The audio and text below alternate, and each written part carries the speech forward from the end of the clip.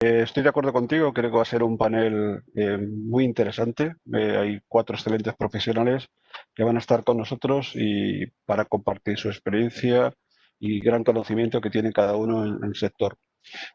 Como comentaba Paloma, hoy nos vamos a centrar en las tecnologías que se están aplicando al día de hoy en el ámbito de la gestión de los edificios.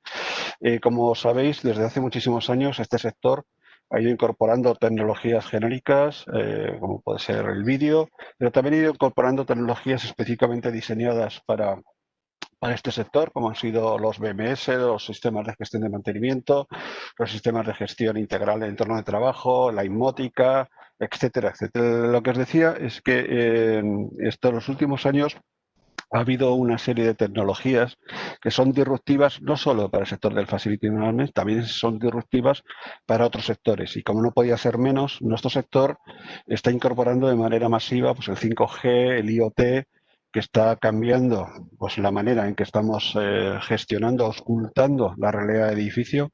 Estamos obteniendo terabytes de datos. Somos capaces de conectar toda esa fuente de información o sistemas cognitivos, capaces de predecir o incluso prescribir acciones respecto al edificio, respecto a su ocupación. También hay nuevas tecnologías que te están incidiendo en la manera de gestionar, en la manera de trabajar, como puede ser el blockchain, que algunos de vosotros ya habéis empezado a incorporar en la gestión, por ejemplo, del mantenimiento programado, donde los smart contracts automáticamente liberan pagos o asignan trabajos.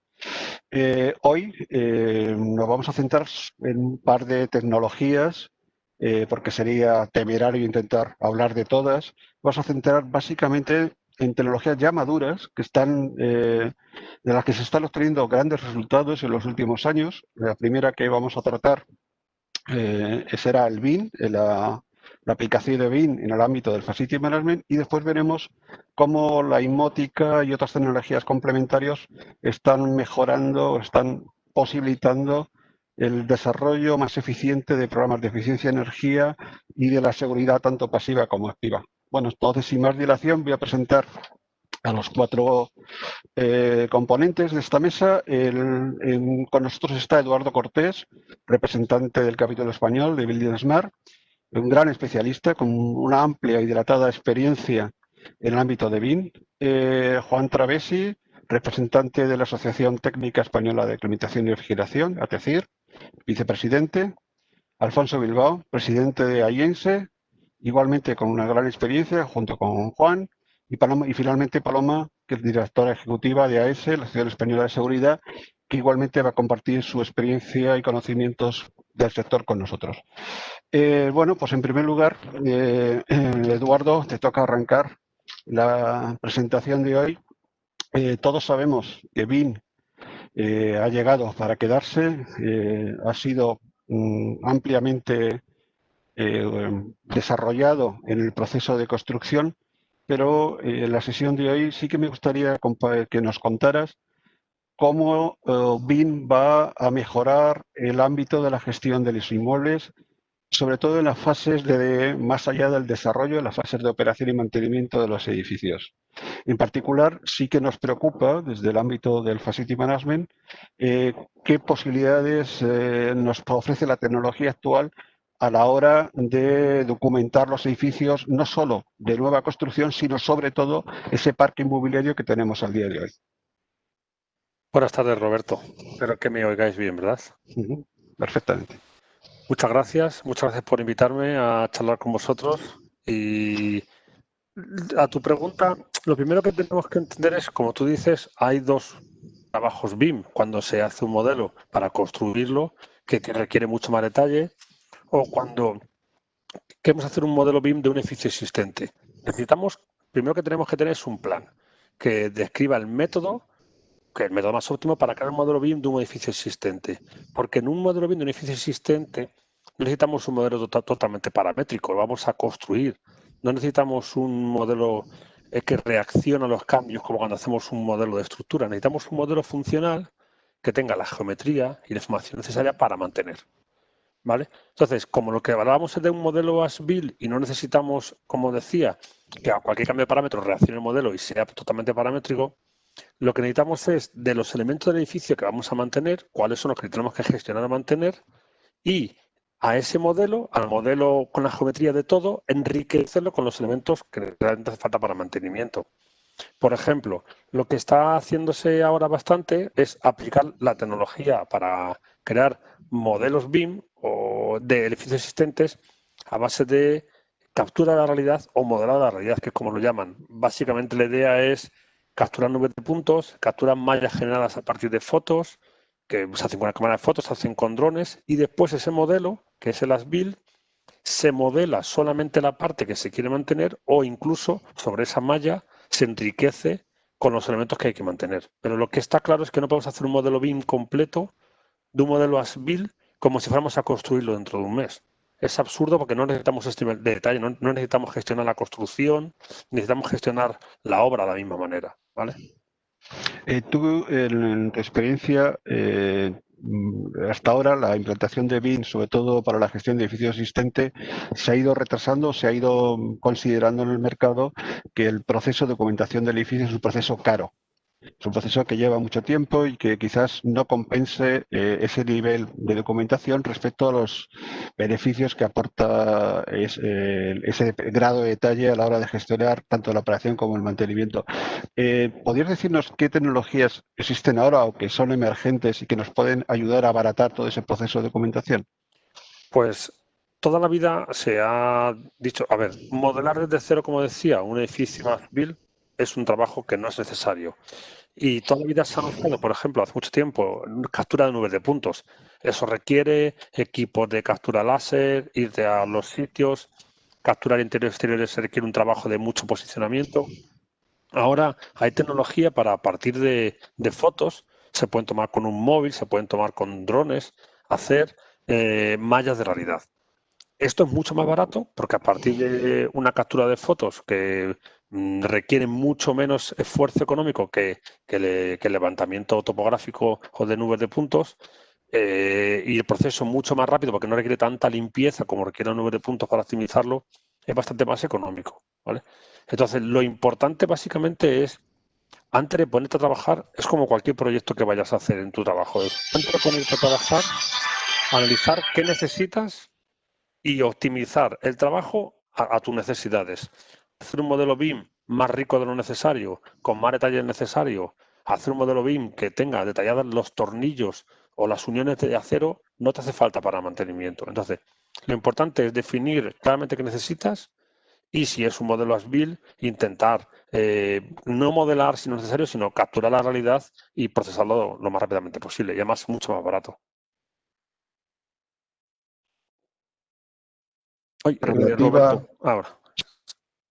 ¿podrías contarnos una experiencia reciente de aplicación de la metodología BIM en el ámbito del contexto de la pandemia actual? ¿Algún proyecto, algún cliente?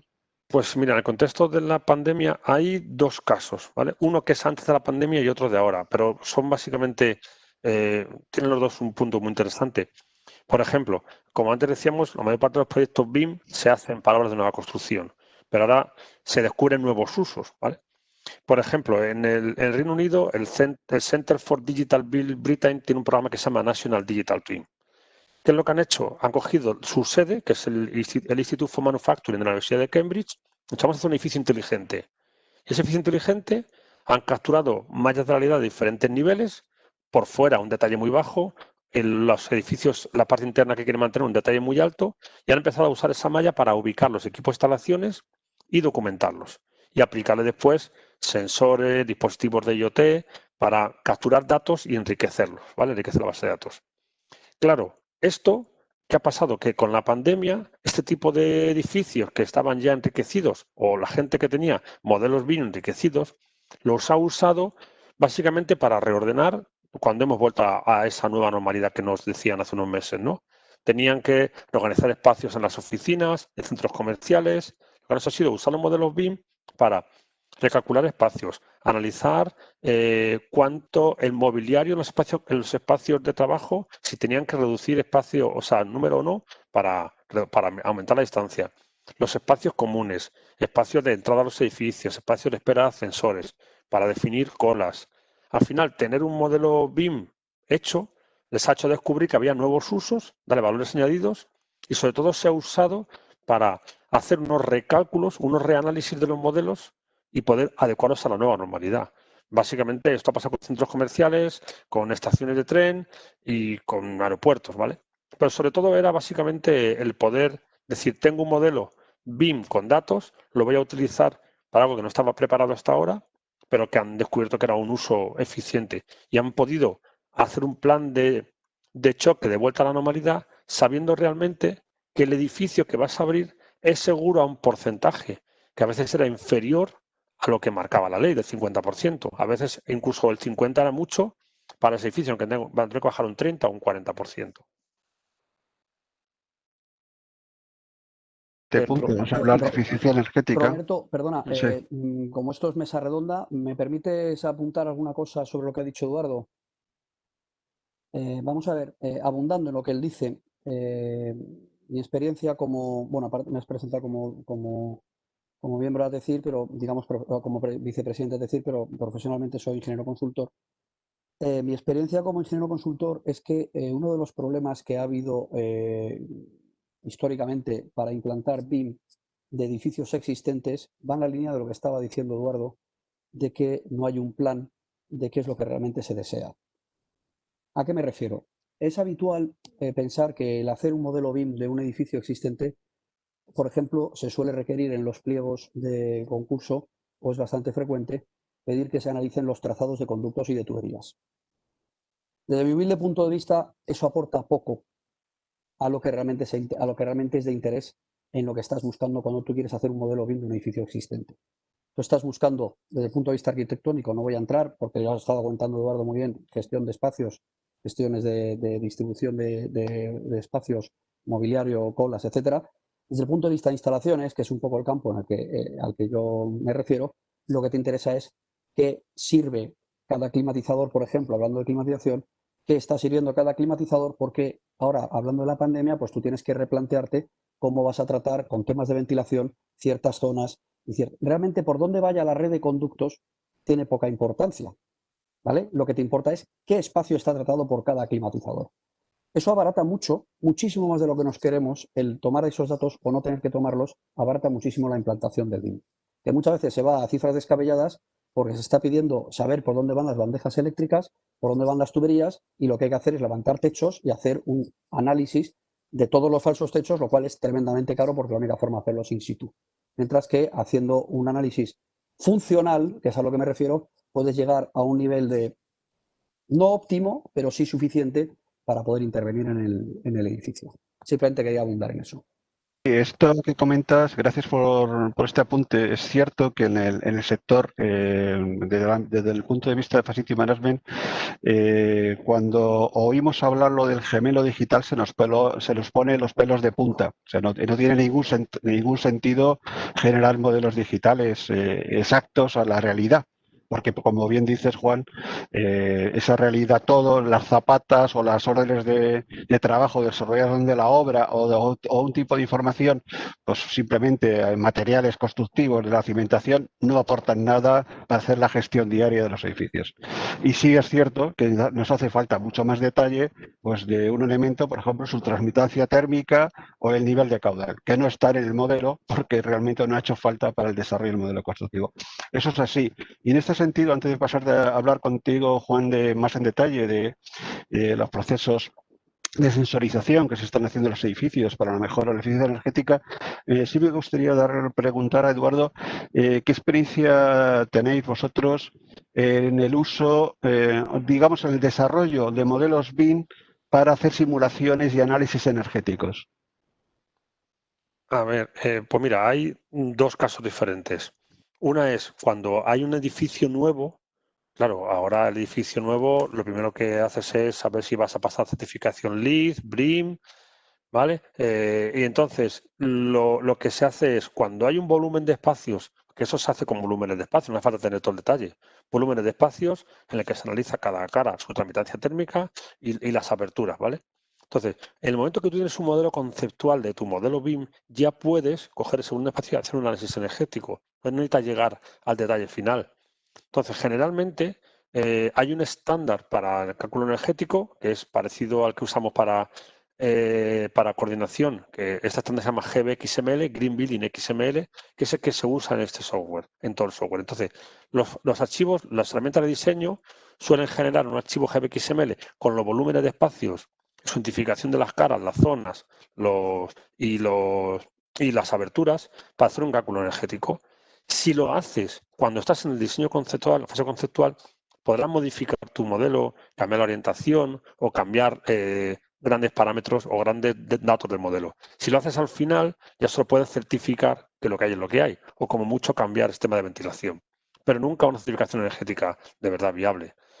Ahora, por ejemplo, hace un par de semanas estaba hablando con con compañeros del Reino Unido, porque el Reino Unido hace un plan público de inversión y de subvención para que todas las casas antiguas, que además la mayoría son iguales porque tienen un patrón que se repite mucho, se haga un análisis de la casa, se haga un análisis energético y se subvencione la reforma para que tengan una calificación energética óptima. Entonces, al final, tenemos dos casos. Un edificio existente hay que analizarle y aplicarle cambios. Ese es más costoso que, evidentemente, uno nuevo en el que lo mejor desde el principio, en el diseño conceptual, tener claro cuál es la mejor orientación. Pero en todos los casos, lo que hay es una herramienta que modela, una herramienta que calcula y una interoperabilidad de datos, generalmente a través de este estándar que es Green Building XML. No es de la Building Smart, aunque es un estándar parecido. No sé exactamente si Green Building XML viene de ASRAE, pero es un estándar utilizado en esta gestión de energético y que evidentemente también afecta a los sistemas de ventilación o de calefacción que tienes que incluir, claro. Seguramente volvamos otra vez a lo largo de la mesa de hoy a discutir entre todos estos temas interesantes, por cierto. Quería añadir una cosa solamente última, y es, hemos hablado de cómo hay que modelar para gestionar bien. Hay una guía que hizo la Building Smart hace un par de años que se llama Guía de BIM aplicada al patrimonio cultural.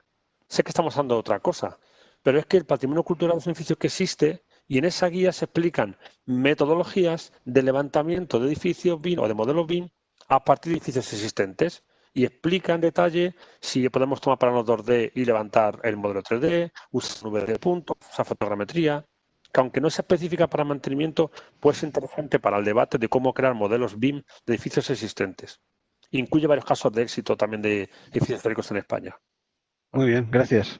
Gracias. Bueno, pues vamos a pasar al otro punto que en sí me gustaría que tratáramos, porque es un tema candente, es un tema muy importante para nuestro sector y yo creo en general para la sociedad, que es la eficiencia energética.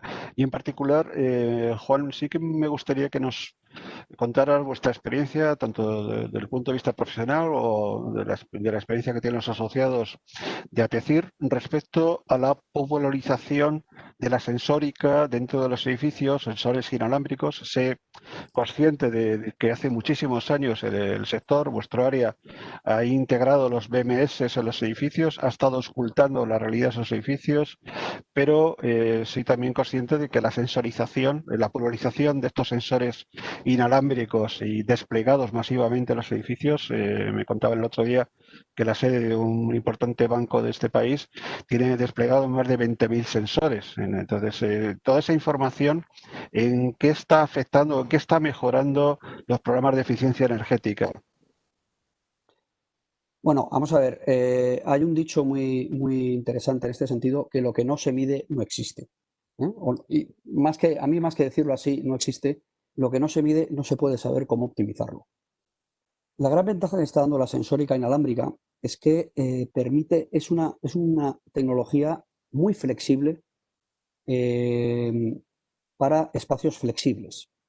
Es decir, estamos pensando, por ejemplo, nosotros cuando hacemos un edificio nuevo de nueva construcción y se plantea una zona de oficinas que se plantea inicialmente en bruto y que queda como oficina paisaje, pero luego resulta tabicada, para el sistema de gestión del edificio y por lo tanto para optimizar el consumo de energía del edificio, es muy complicado con una sensórica clásica el implantar esto porque tú no sabes qué posibles espacios puedan surgir. Habitualmente lo que hemos tenido que hacer como profesionales es jugar un poco a adivinar cómo puede evolucionar el edificio, lo cual supone evidentemente ser fuente de errores. Sin embargo, con sensórica inalámbrica te permite la flexibilidad de tú posteriormente ir incorporando los sensores de diferentes maneras según te vaya pidiendo la nueva distribución de espacios y con esto poder aprender cómo está funcionando el edificio. Pero es que voy más allá. No solo la toma de datos como sensórica, sino cada vez más yo creo que la evolución es hacia sistemas de control completos inalámbricos, incluso actuadores, que sean inalámbricos porque nos permiten evitar el tener que montar conexiones físicas en un sitio que realmente a lo mejor es interesante un espacio diáfano. He puesto el ejemplo, que es un ejemplo muy clásico, es el edificio de oficinas, que se alquila, que se plantea como en alquiler y que queda en bruto. Pero, por ejemplo, yo me he encontrado con problemas de este tipo hace un tiempo por ejemplo, en grandes hoteles, cuando haces una sala, un ballroom para hacer una sala de eventos, pues es un problema dónde vas a ubicar los sensores que van a medir, porque realmente ese mismo local va a ser utilizado de 7 formas diferentes. Se va a montar una sala de congresos, se va a montar una cena para una boda o se va a montar una exposición museística. Entonces, realmente la ubicación de sensores para tomar datos y tomar decisiones de las instalaciones de iluminación, climatización, etcétera, es muy diferente dependiendo de cuál vaya a ser el uso. Esto, evidentemente, no solo desde el punto de vista energético, también, sino desde el punto de vista de Facility Manager, la sensórica inalámbrica os da una flexibilidad que no da otro tipo de sensórica. Desde el punto de vista de consumo energético, enriquece mucho la toma de datos. A mí me gusta usarlo, por ejemplo, para diagnóstico de problemas. Es decir, cuando tú haces un edificio y te encuentras con que hay una zona que está dando problemas de cualquier tipo, normalmente los más habituales suelen ser de clima, o por lo menos los que yo me encuentro como ingeniero mecánico, ¿no? Soy más especialista de ingeniero mecánico. Problemática de clima que te estás encontrando en una zona. Es fácil diagnosticarlo cuando tú puedes tirar de sensórica inalámbrica. Entonces, en este sentido, yo creo que está dando mucho potencial de mejora de funcionamiento y esta mejora de funcionamiento se traduce evidentemente en ahorros de consumo de energía y en monitorización del edificio. Cuando estamos hablando de la sensórica del edificio, muchos de los profesionales se preguntan cuáles son las mediciones mínimas. Quiero decir, en el mercado vamos a encontrar sensórica para temperatura, humedad, nivel de iluminación, caudal, o sea, movimiento de aire en el interior de los edificios. En tu opinión, cuando estamos con la idea de desarrollar un programa de eficiencia energética, ¿qué mediciones mínimas crees que se necesitan para generar modelos predictivos que nos ayuden a rediseñar estos espacios de trabajo? Vamos a ver, es una muy difícil pregunta. Afortunadamente no hay una receta, porque de eso vivimos, de que no haya una receta mágica. Pero así como criterio general, evidentemente todo aquello, creo que es fundamental medir todo aquello que garantiza el confort del usuario, es fundamental. Me estoy refiriendo principalmente a temperatura y ahora estaríamos hablando de temperatura y luminosidad, principalmente, esas son las clásicas. Ahora mismo hay que añadirle, con el tema de COVID, hay que añadirle calidad de aire. Y en calidad de aire es una palabra muy grande que consta de muchos parámetros, pero a día de hoy ya la sensórica de CO2 es bastante barata.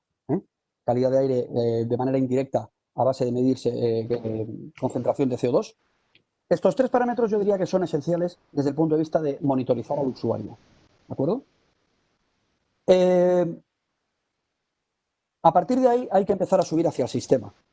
Y dependiendo de la instalación que se tenga, es fundamental tomar medidas de unas cuestiones u otras. Pero desde luego es evidente que si estamos hablando, por ejemplo, de una instalación para garantizar confort de climatización, es fundamental saber qué temperaturas de aire de impulsión, si estamos hablando de climatizadores, o de agua, si estamos hablando de una instalación tipo fan coils, se están trabajando.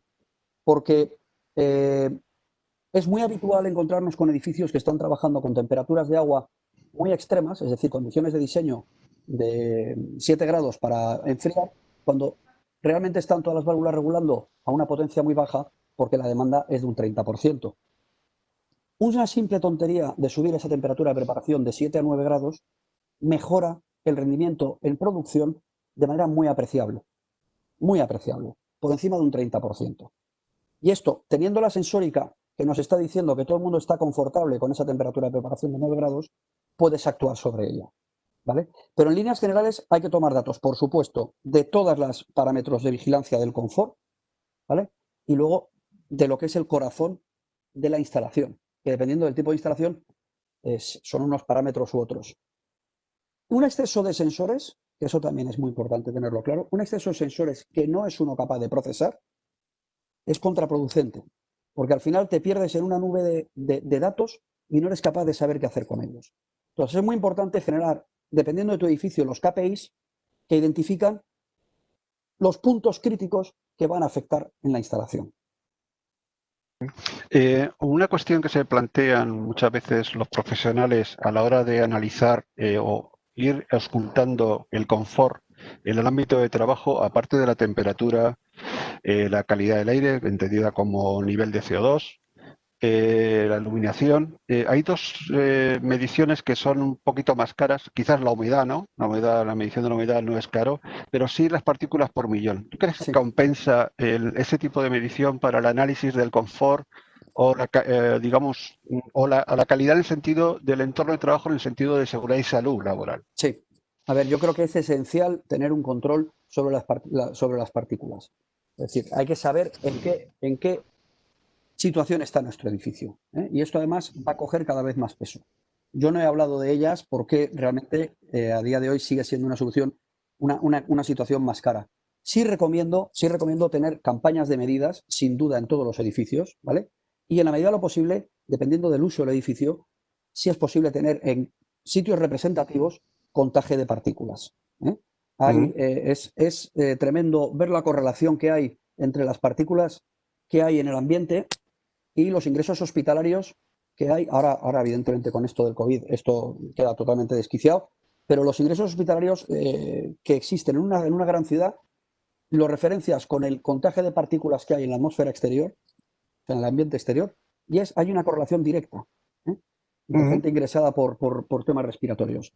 Evidentemente, el tema de las partículas es un tema que hay que vigilar muy, muy de cerca, pero a día de hoy no es realista desde mi punto de vista y como profesional real en el mundo real, no es realista el pensar en tener unos sistemas de contaje por cada uno de los locales. Sí se puede tener un control medianamente centralizado y desde luego sí creo recomendable hacer un contaje, unos muestreos periódicos en los edificios. Especialmente, y los profesionales que trabajáis en Facility Management sois muy conscientes de ello, especialmente en edificios que son susceptibles de tener problemas de calidad de aire.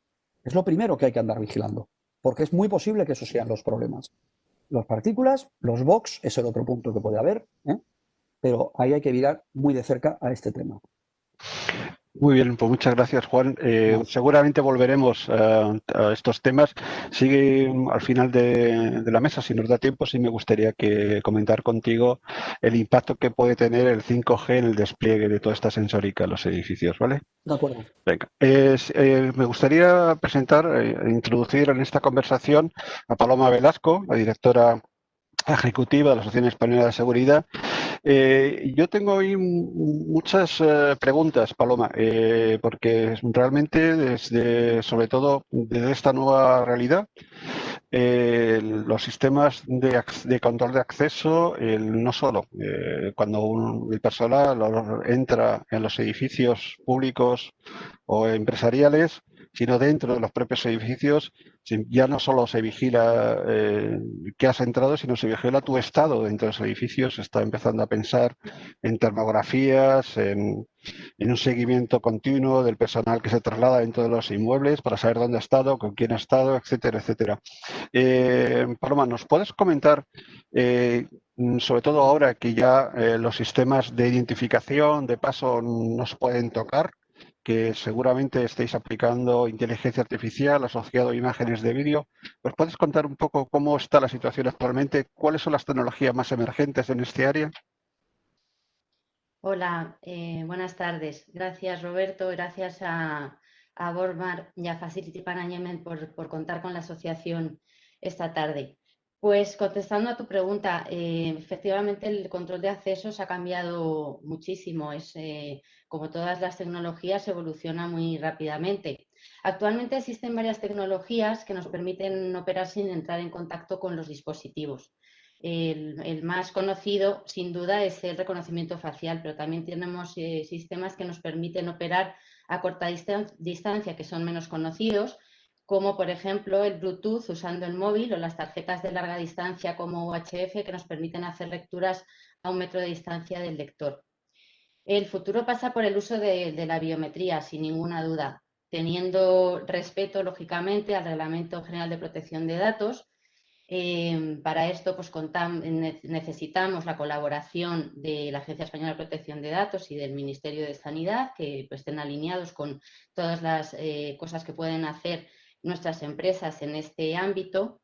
Y en el futuro cercano seguro que se incluirá la voz como uno de los sistemas de identificación. Hoy en día, de hecho, ya la usamos para hablar con el móvil o dar órdenes a los altavoces que tenemos en casa, como Alexa o Google. Incluso podemos firmar contratos con la voz. Habrá un dispositivo en un futuro cerca de la puerta que al oírnos hablar nos reconocerá y nos permitirá el paso o no.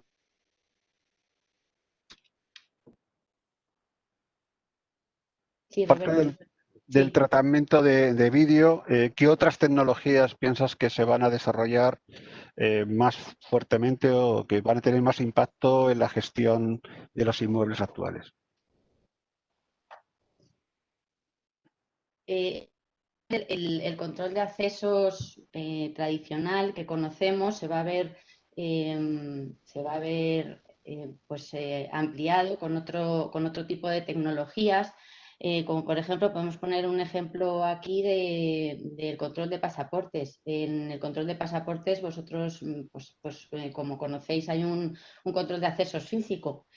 Y ahora pues hay también unas máquinas que cuando tú metes tu pasaporte se digitaliza la imagen. Entonces hay una barrera física y hay un sensor que lo activa. En un futuro, que es una cámara. En un futuro esta tecnología seguramente de usar la cámara con sensor se va a utilizar mucho también. Muy bien, pues seguiremos viendo este tema, pero sí me gustaría incorporar a esta discusión a Alfonso Bilbao, presidente de AINSE. Alfonso, en una conversación que tuvimos recientemente me contabas una metodología que me llamó mucho la atención, que creo que los profesionales de Facility quizás no conozcamos todos. Me hablabas de una metodología para la prevención de la criminalidad en los entornos, que se basa en un buen diseño de las infraestructuras, de las edificaciones. ¿Nos podrías contar un poco qué consiste esta metodología? Sí, buenas tardes.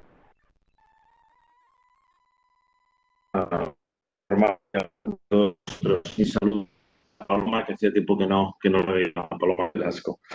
A ver, yo te comentaba, Roberto, sobre una metodología ya relativamente antigua que se llama CPTED, Crime Prevention through Environmental Design.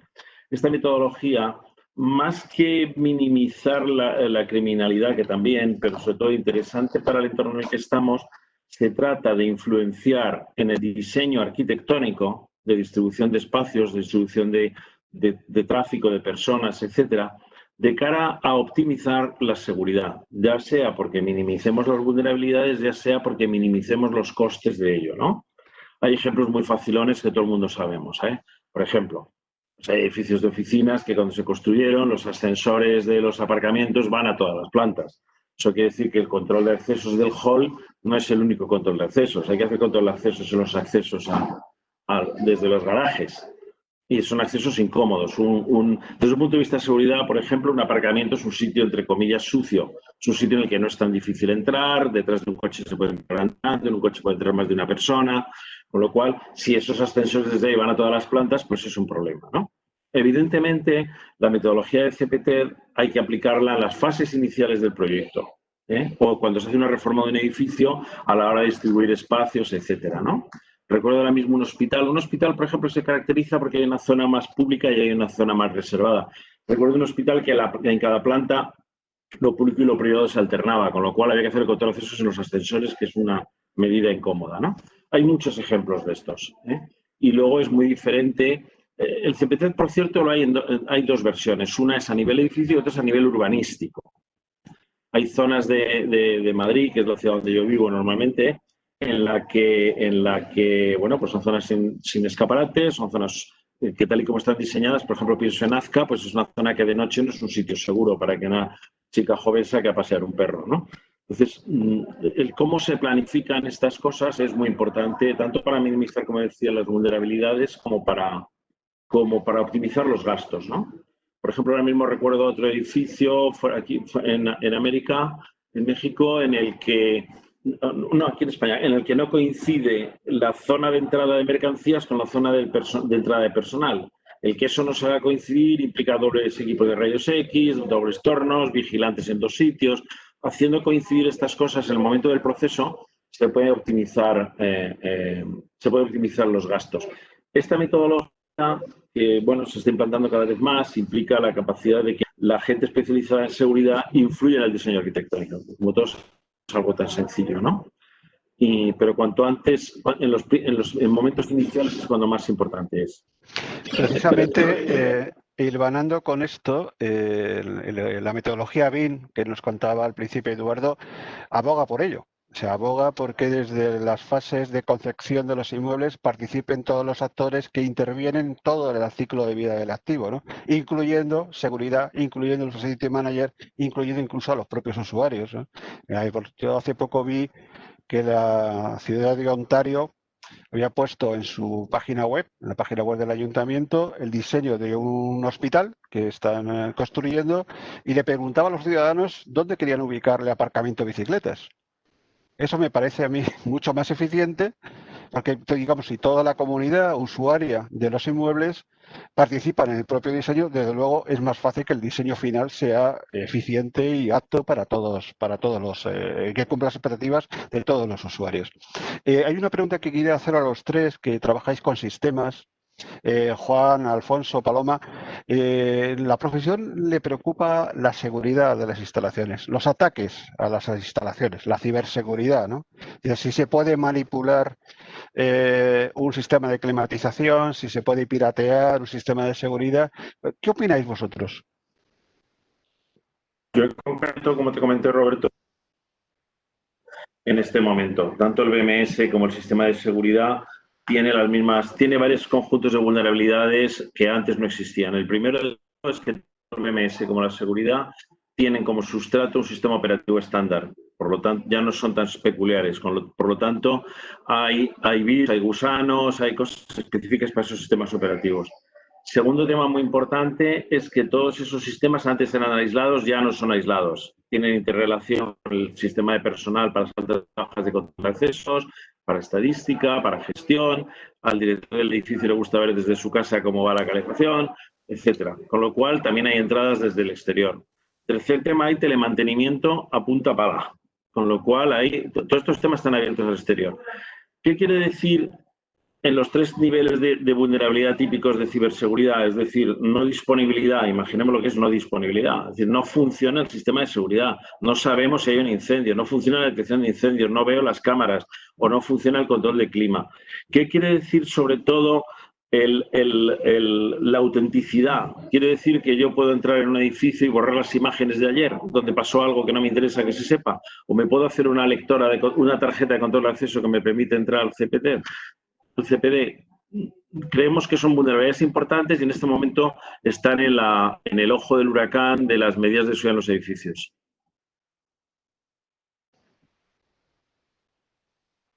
Sí, Juan. Con respecto a los sistemas de clima, ¿tú crees que tienen alta vulnerabilidad también? Yo creo que la vulnerabilidad es elevada también, lo que pasa es que la importancia es menor respecto a lo que está diciendo Alfonso, indudablemente.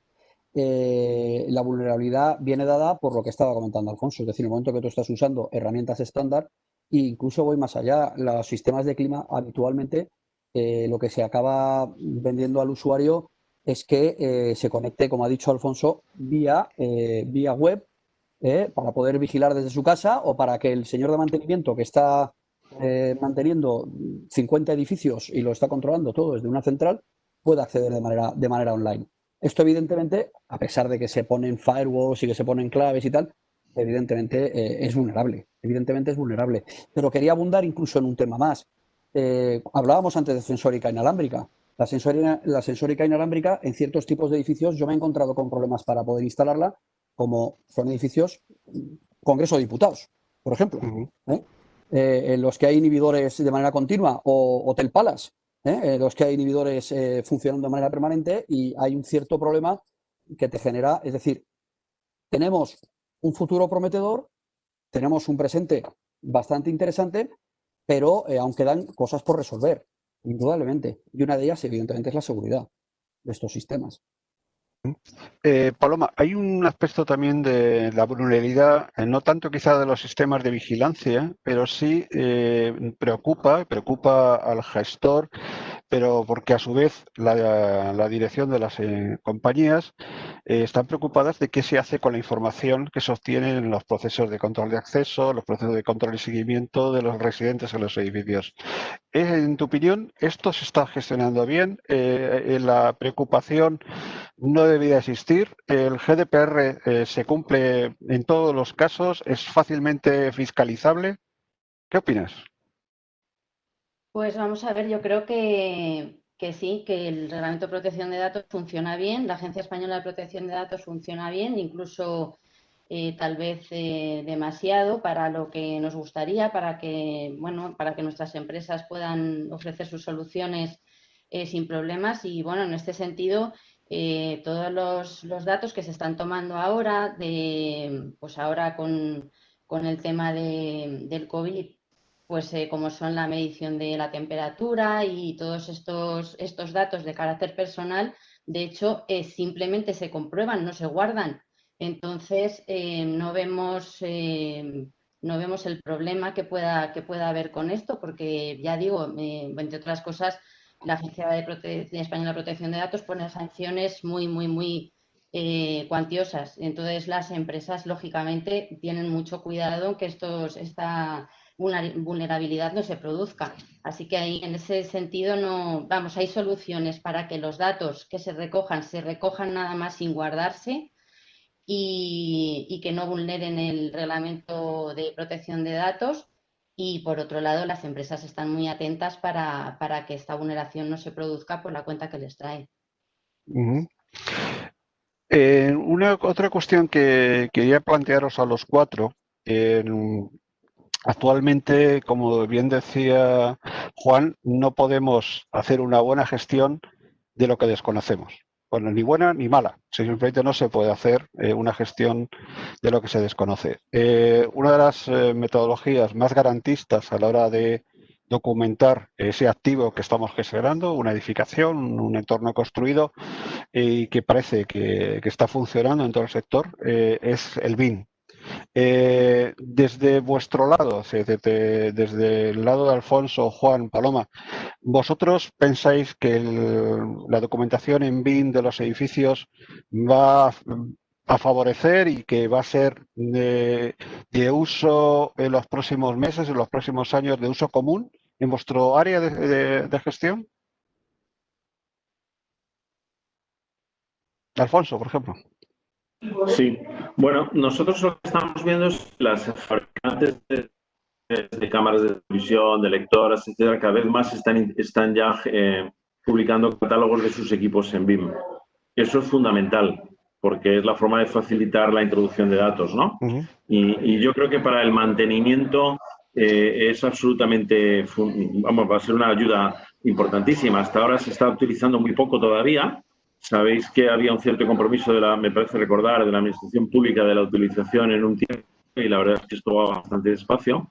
Pero tenemos un problema en la fase de proyecto que lamentablemente todos los presentes conocemos, y es que el precio de la ingeniería está en ridículos, con lo cual el precio es clave y cada vez los proyectos se están haciendo a costes más difíciles. Yo creo que eso es una de las cosas que está frenando el BIM. Completamente de acuerdo. Juan, ¿cómo lo ves desde tu punto de vista? Por alusiones como ingeniería. Me encanta lo que has dicho, Alfonso. A todos. Vamos a ver, lo que está ocurriendo, en mi opinión, lo que está ocurriendo con el BIM en España es hay mucha gente prometiendo que va a hacer un BIM y hay poca gente haciendo un BIM en condiciones.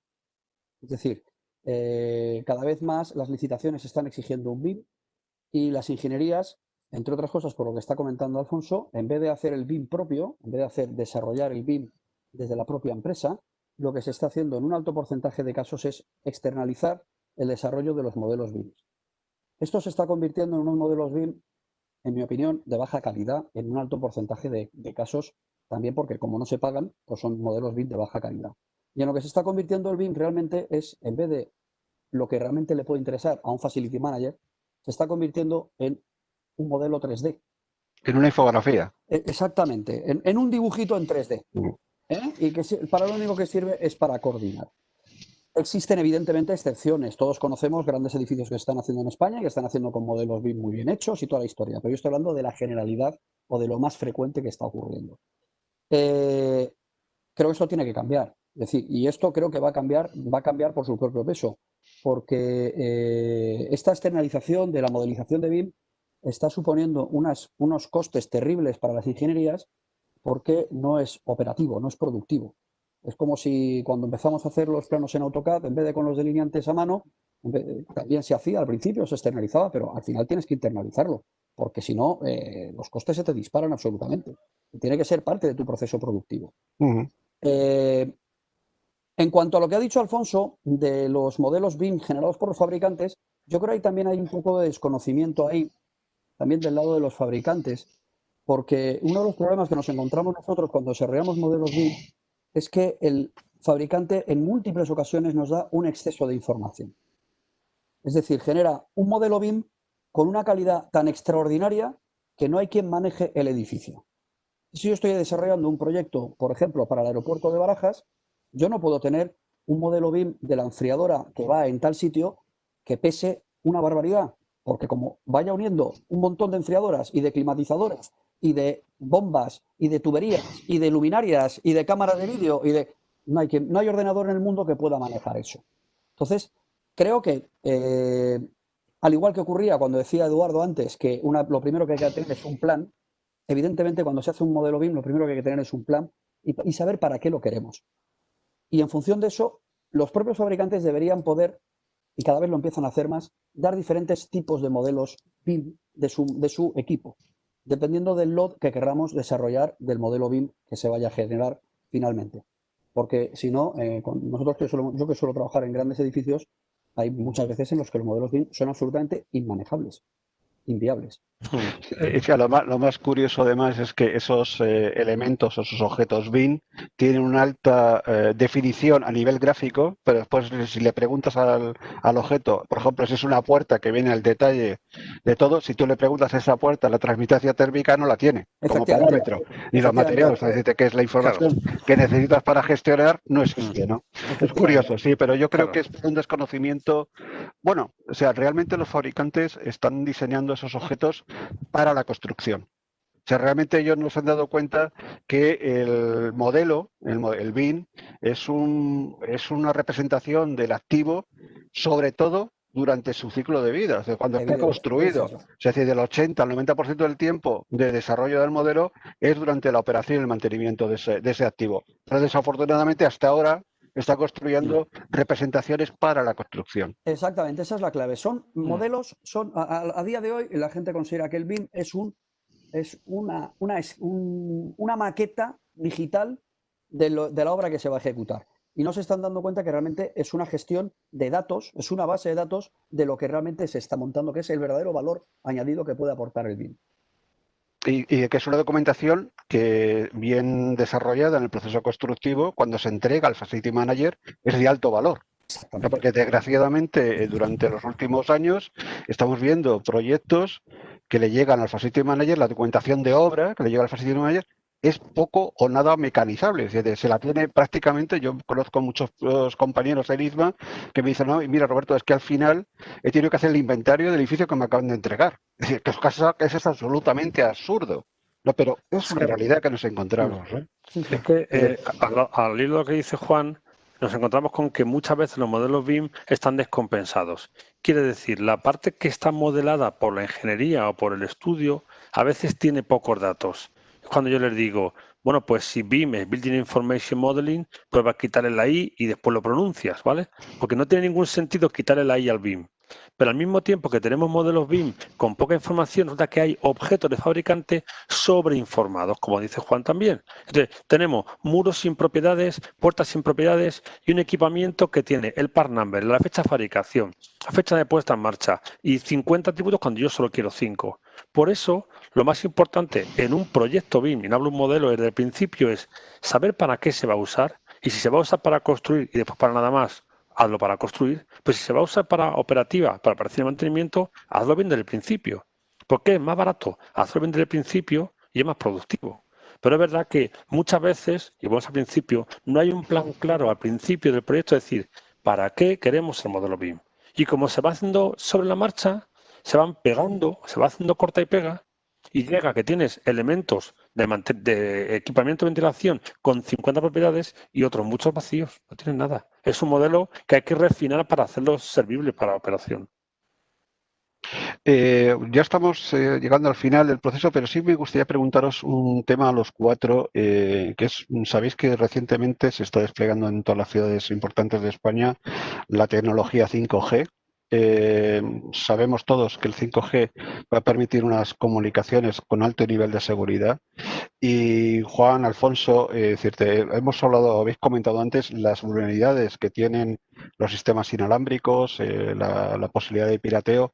¿Creéis que la distribución de sensórica con los llamados SIM chips, que cada sensor tenga su propio SIM, su propia tarjeta de un operador de telecomunicaciones y que todas las intercomunicaciones de ese ecosistema de sensores esté securizado por una operadora, va a mejorar la seguridad de estas infraestructuras?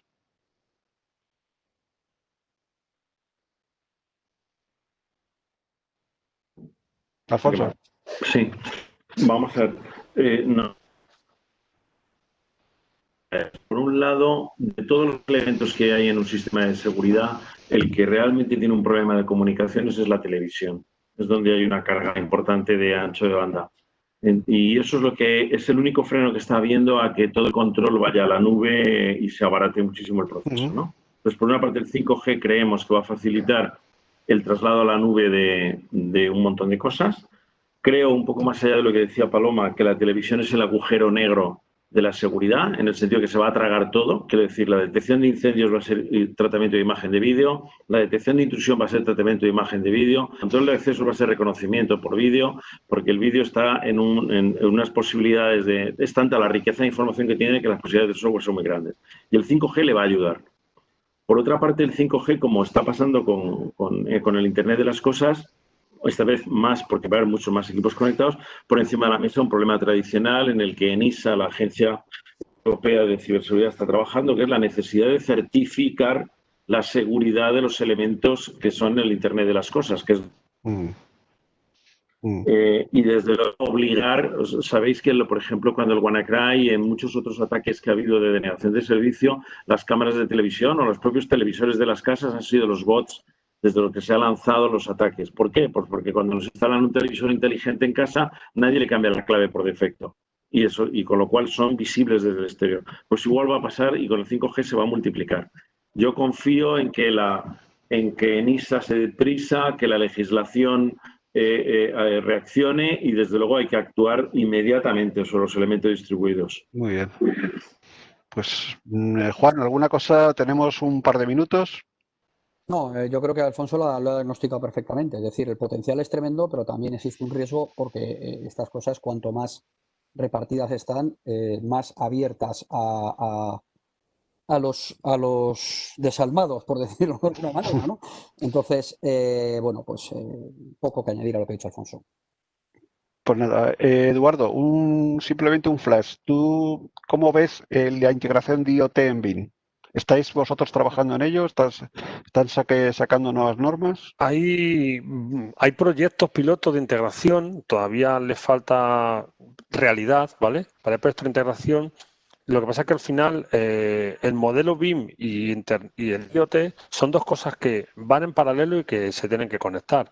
Una cosa es que en el modelo BIM podamos conectarle a los sensores para recibir información, que al final es básicamente lo que se hace, lo que se puede hacer, que es los sensores IoT mandan información a base de datos y el modelo BIM te deja acceder a ella, más que un vínculo real entre el dispositivo y el BIM, es que los datos se comparten. Pero al final la seguridad tiene que estar en el dispositivo IoT, ¿vale? Entonces, el modelo BIM básicamente lo que aporta es un vínculo a la información para que sea accesible desde el modelo. Muy bien. Bueno, pues nada, agradeceros. Ha sido tremendamente interesante vuestra participación y extender este agradecimiento a la editorial Paloma. Y bueno, ya estamos de vuelta.